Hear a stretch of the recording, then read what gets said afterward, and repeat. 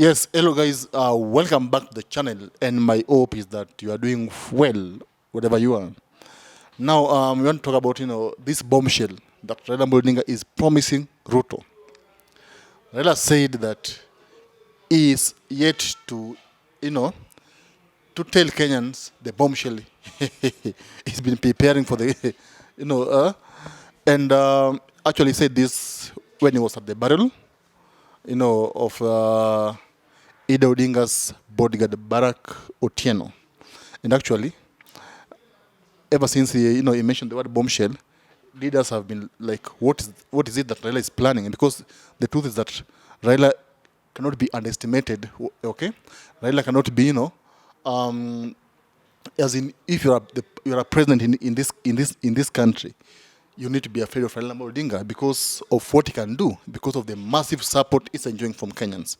So, what are the things that Ruto should expect from Raila Odinga in a few days to come? Because in a week, in a month or so, Raila will be telling Kenyans what he wants or what he wants to do. Now,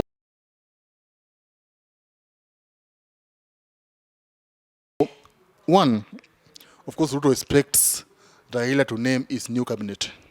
It's a fact. He expects Raila to name his new cabinet.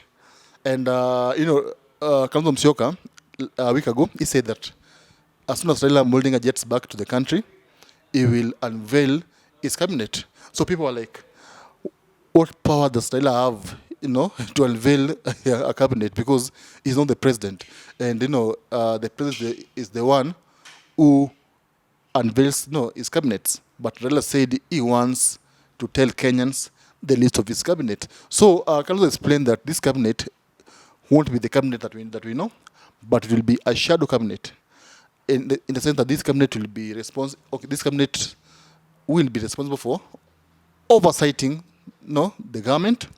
They'll be oversighting what Ruto's cabinet will be doing, and of course, this will keep them on toes, and this will, will lead to transparency, and Kenyans will get equal development in Kenya, as in Ruto will have to treat Kenyans equally, and no corruption will be witnessed because of this shadow cabinet. That's number one. And the bombshell that I think Ruto is expecting from Raila Odinga is, Raila, as I think, is going to tell Nyanza people, the way forward, because of late, people have been saying that they want Raila to retire. But of course, he came out clearly and said that when the time comes to retire, he will retire peacefully. But, people have been like, is Raila Odinga planning to retire? Is he retiring? Okay? Because, leaders, for example, followers from Nyanza have been, telling Raila Odinga to show them the new direction. Because they were hurt, Raila lost for the fifth time. And of course, this has not gone well with Nyanza people. So they want to know what is it that Agwambo wants to do. Is he going to tell Kenyans or Nyanza people who the new king will be, or is he going to remain the king? Okay, but of course, people love him, and people of course want him to remain the king. And of course, we all know that Nyanza leadership is now.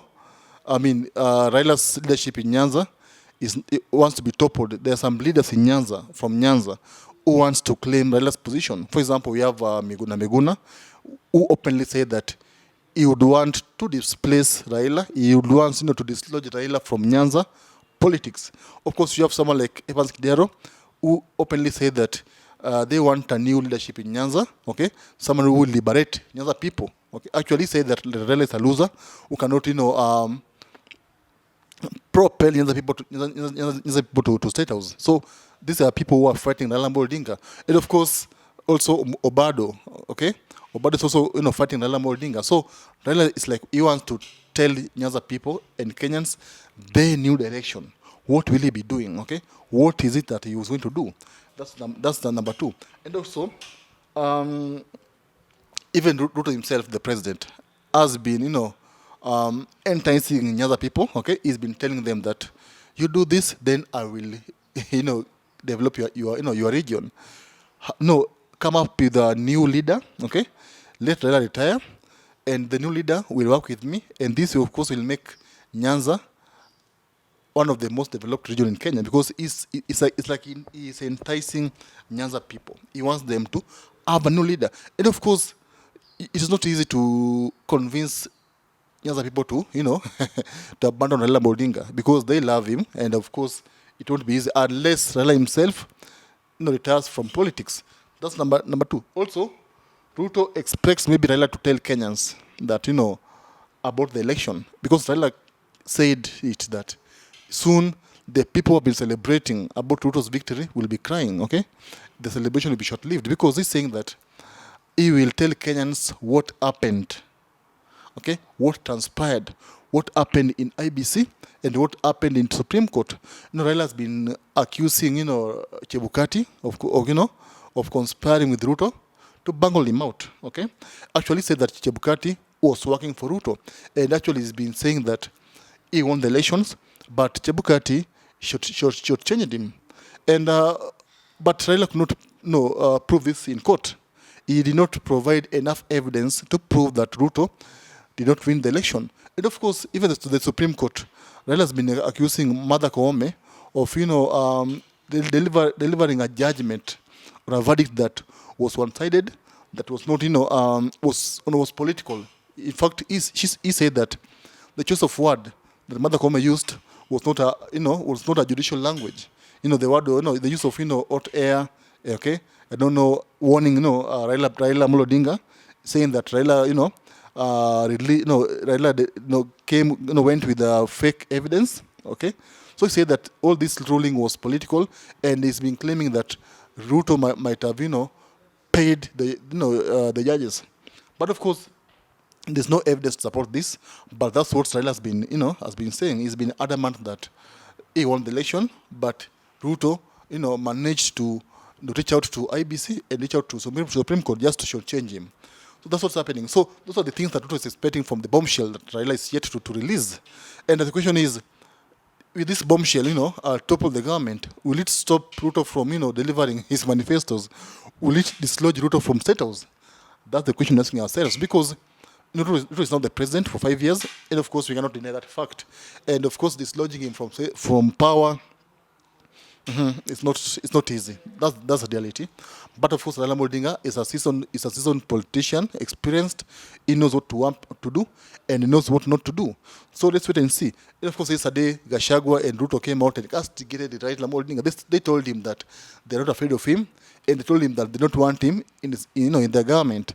They told him that he should remain in the opposition.